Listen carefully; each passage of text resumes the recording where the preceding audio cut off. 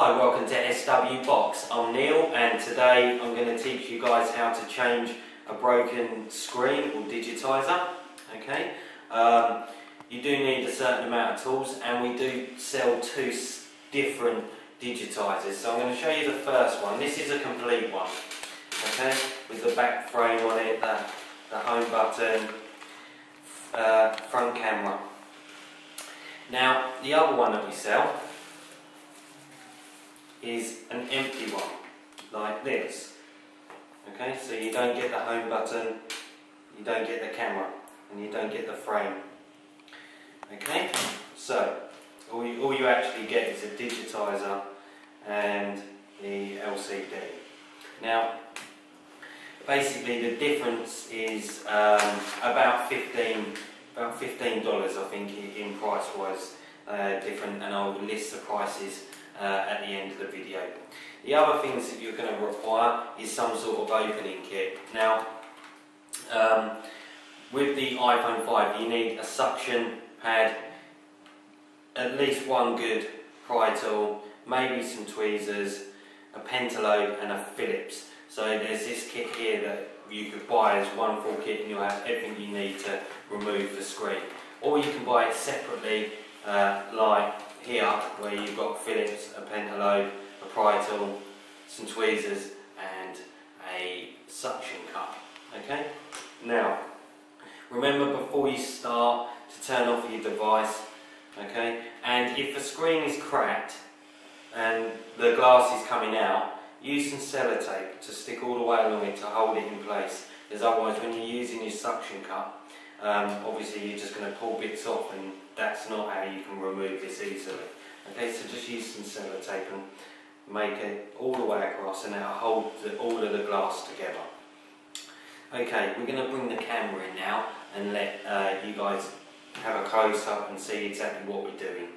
So begin by moving the two screws at the bottom of the iPhone, either side of the charging port. Now you'll need a pentalobe screwdriver for these, not a Phillips.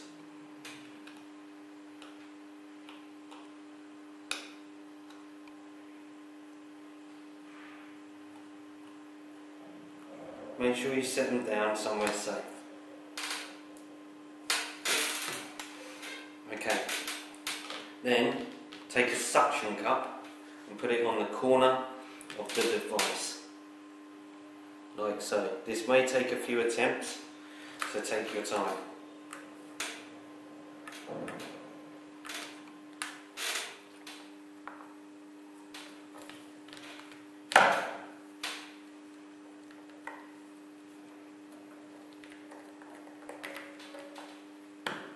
There we go. Once you've popped the corner, then run your pry tool along. Do the same on the bottom.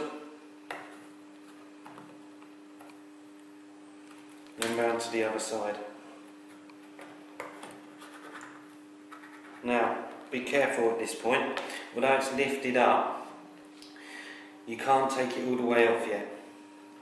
Just gently lift it up, slowly like this, because you've still got all of your cables connected here. Okay? Now with a Phillips, there's 3 screws. Unfortunately, the third one is not magnetic, so just leave it in the plate. Try not to raise this up too high, otherwise you might damage the motherboard. Removing each screw one at a time, place them on a safe area.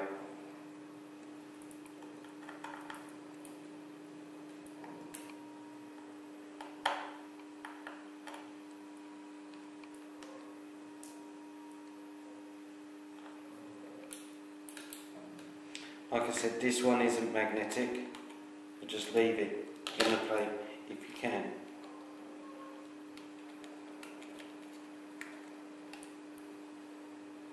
If not, just pick it up with your finger. There we go, that's off. Now you can begin to move the cables. At this position, you need to move unplug the 3 plugs off of the motherboard. We start with the first one here. You just need to pop that up like so. Then the second one.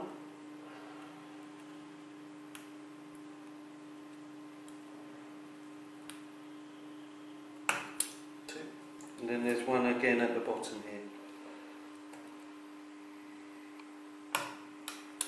Like so. And then the Digitizer's free. So we get the new one out. Remove the film. Move these out of the way so you can get to your first one. Just pop it onto the motherboard. Be gentle with it. Don't rush. Okay, that's on. Now put the second one in.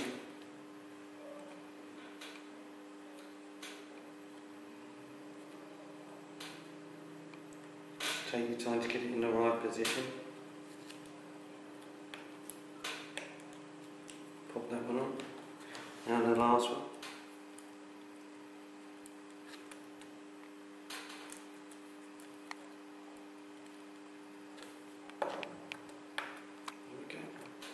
So that's on. Okay, once they're on, you can now put your plate back in, bearing in mind that the top screw is not magnetic, so it is a bit of a pain.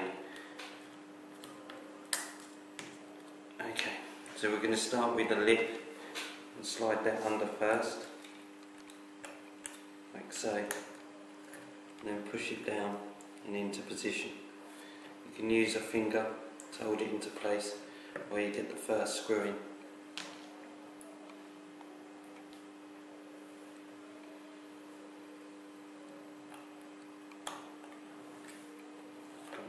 Actually, I'm just going to pop that down for a second. Get the screw in place.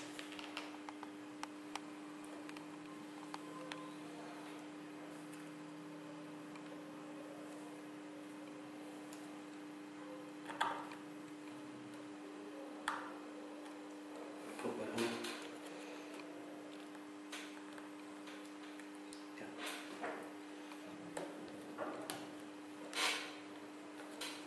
These screws are so small, unbelievable.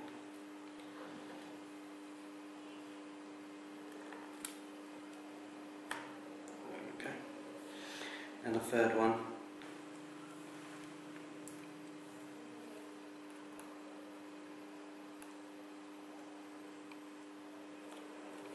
There you go. Once that's back on, make sure you push this top in first, slowly dropping this Digitizer down, and then work your way down the sides, being quite gentle.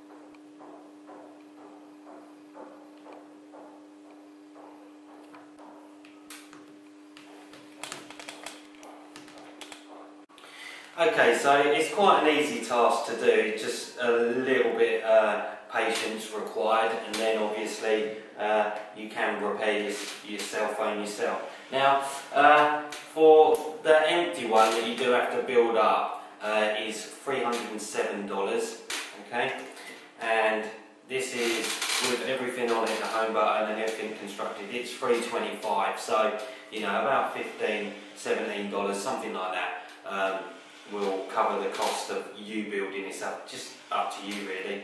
And then a full toolkit is going to cost you $3.56, which is more than reasonable. And it does have everything that you're going to need. So even if you do damage a pry tool, you've got a second one. Because there's no other way of actually opening this other than what I've just shown. I have heard that some people put the tweezers into the bottom hole and lift it like this, but I don't think that's a good way to go because you're only going to damage your threads. Okay, but like I said, it's all done. Both digitizers work fine, so it's down to you on how much you actually want to, one, spend, or two, play about with it really. Some people actually quite enjoy taking things apart, so you know, it might be that some people like that will purchase this instead of the fully constructed one. But anyway, they're the prices, that's how you change it over. And obviously if you do need any spares for your iPhone 5, please come to SW Box. Thanks a lot guys, bye bye.